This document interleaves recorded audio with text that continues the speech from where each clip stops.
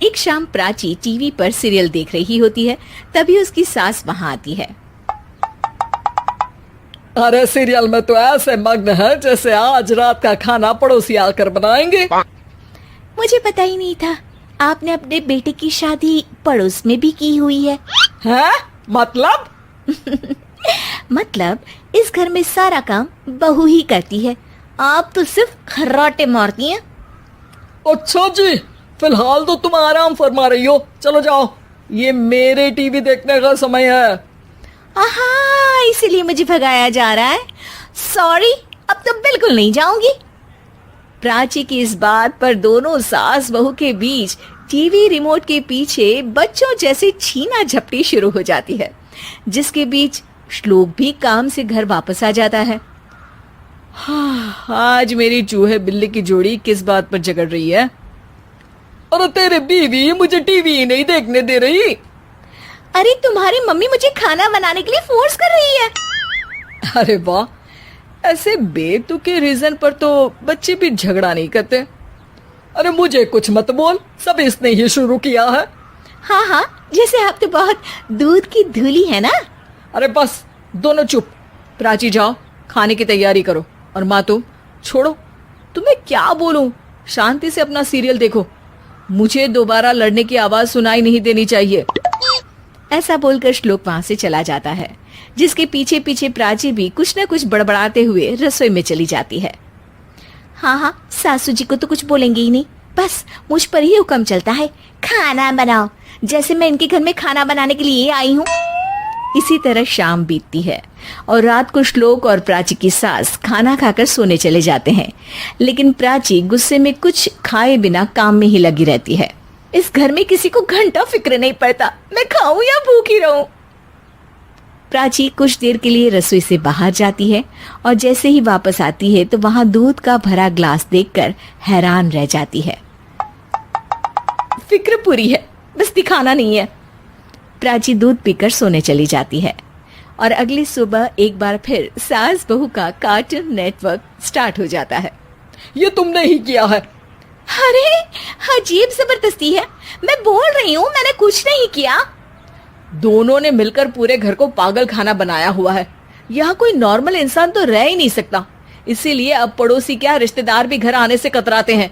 और सुन बेटे, तू भी चंगा, तेरी माँ भी चंगी, तेरी बीवी भी चंगी, रिश्तेदार।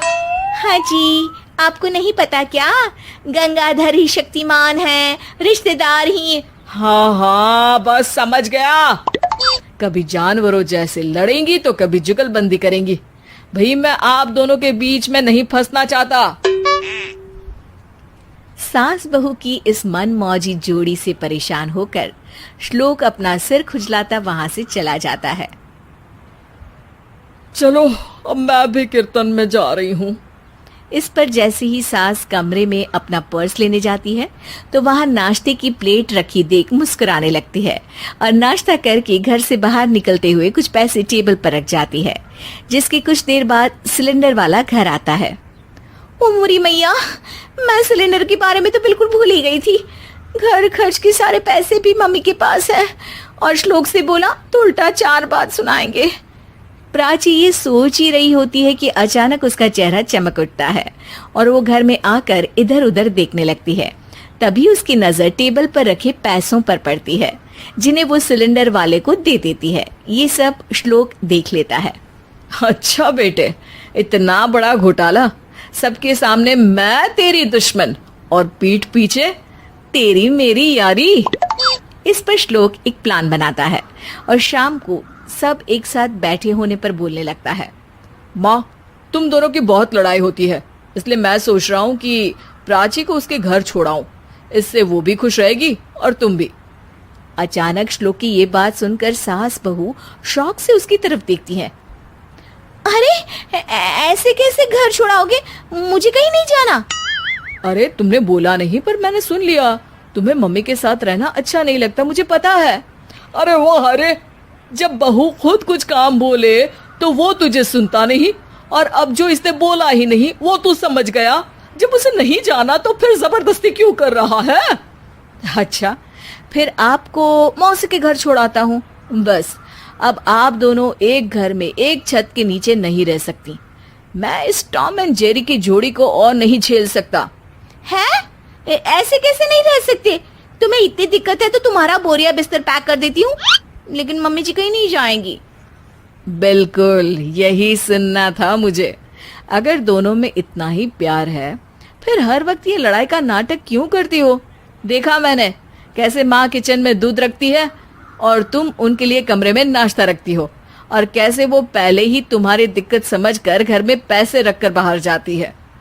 अरे भाई, इतना ड्रामा तो डेली सोप में भी नहीं होता जितना तुम दोनों ने इस घर में फैलाया हुआ है। तू हमें टॉम एंड जेरी बोलता है ना, तो याद कर वो दोनों भी एक दूसरे को बाहर वालों की बुरी नजर से बचाने के लिए हमेशा सबके सामने लड़ते थे, लेकिन अकेले में दिक्कत के समय मदद भी तो करते थे। बस हमारा रिश्ता भी कुछ ऐसा ही है। और वैसे भी अगर सास बहू में तू मैं नहीं होती तो दुनिया वालों को कहानियां कैसे मिलेंगी?